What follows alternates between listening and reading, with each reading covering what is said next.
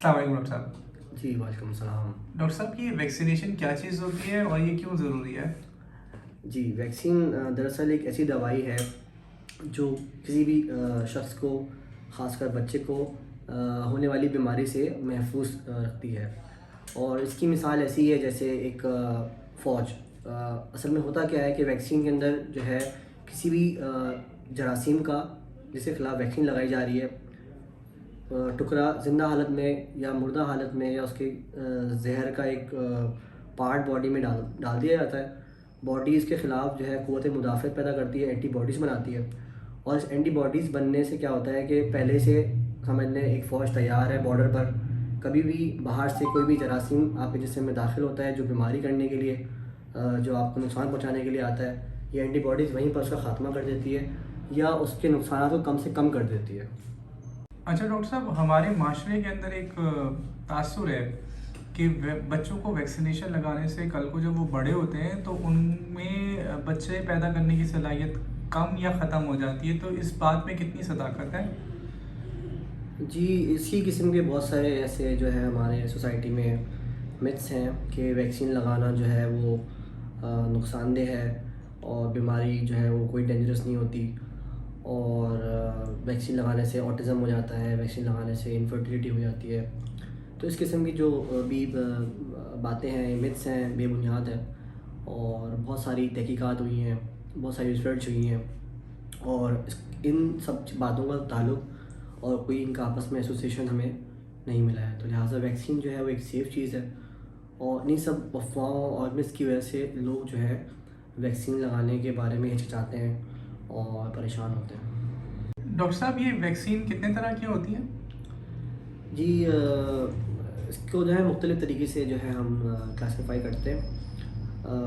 Vaccine कुछ मुर्दा होती हैं, किल्ड वैक्सीन कहलाती हैं। कुछ जो है ज़िंदा वैक्सीन होती है, लाइव वैक्सीन, जिसमें वायरस की जो है ना हम उसकी साख थोड़ा-सा कमज़ोर कर देते हैं। उसको हम कहते हैं लाइव एटीन्यूएटेड वैक्सीन्स। और इसके अलावा जो है तीसरी जो होती हैं वो टॉक्सॉइड्स होते हैं।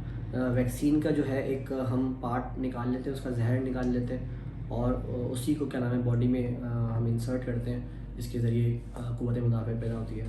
इसके अलावा इस जदीद दौर के अंदर रिकम्बिनेंट टेक्नोलॉजीज़ हैं जिसके ज़रिए हम mRNA वैक्सीन्स भी अवेलेबल होती हैं।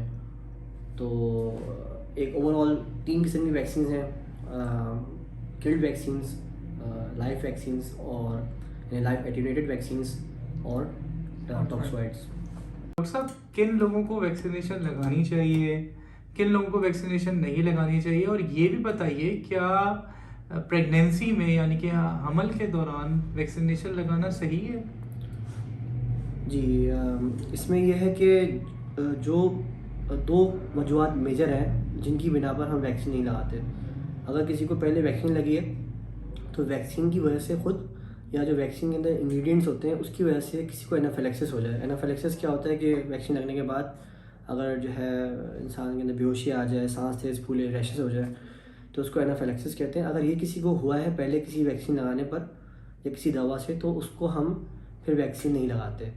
और सेकंड वजह ये है कि अगर किसी को इम्यूनो कॉम्प्रोमाइज़ पेशेंट है, ठीक है, या मॉडरेट टू सीवियर इल है, तो उस पेशेंट को भी हम नहीं लगाएंगे वैक्सीन। रही बात प्रेगनेंसी के अंदर, तो प्रेगनेंसी में जो लाइव वैक्सीन है ना, तो वो हम प्रेगनेंसी में नहीं लगाते। यानी जैसे मैंने पहले बताया कि किल्ड वैक्सीन होती हैं और लाइव वैक्सीन होती हैं। तो जो मुर्दा वैक्सीन हैं वो फिर भी सेफ़ है प्रेगनेंसी में लगाने में, जैसे हम टेटनस लगाते हैं ख़वातीन को, और टेटनस है, डिप्थीरिया है, पर्टूसिस है, हम प्रेगनेंसी में लगाते हैं। लेकिन जो लाइव वैक्सीन हैं जैसे एमएमआर है, वारेसेला है, ओपीवी है, बीसीजी है, ये हम प्रेगनेंसी में नहीं लगाते। ये बताइए कि हिफाजती टीके जो बच्चों को लगवाए जाते हैं ये कहाँ से लगवाए जा सकते हैं और किन से लगवाए जा सकते हैं? जी, वैक्सीनेशन के हवाले से ये है कि आप मुख्तलिफ़ हॉस्पिटल्स में जाके या वैक्सीनेशन सेंटर्स में जाके गवर्नमेंट डिस्पेंसरी से या मुख्तलिफ़ क्लिनिक से आप ये फैसिलिटी अवेल कर सकते हैं। इसमें दरअसल गवर्नमेंट की तरफ से ख़ासकर ईपीआई जो है वो एक अहम किरदार अदा कर रही है, जिसमें वो 15 माह तक बुनियादी ज़रूरी vaccines free of cost provide करती है।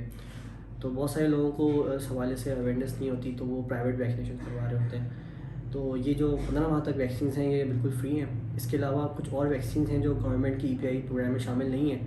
मिसाल के तौर पर chicken pox, hepatitis A, diphtheria, tetanus और सेलुलर पर्टूसिस के जो अलग से बूस्टर डोज लगती है वो, या मिनिक्ट्रा है, मेनिंजोकोकस की वैक्सीन है, या इसी किस्म की और इसी किस्म की और बहुत सारी वैक्सीन हैं जो कि मुख्तलिफ एज ग्रुप्स में 5 साल की उम्र में या 7 साल 9 साल की उम्र में या even above 65 years of age groups में रिक्वायर्ड होती हैं। ये सारी वैक्सीन जो है वो प्राइवेटली डॉक्टर्स यानी जीरियाट्रिक्स, फैमिली फिजिशंस या चाइल्ड स्पेशलिस्ट लगा रहे होते हैं।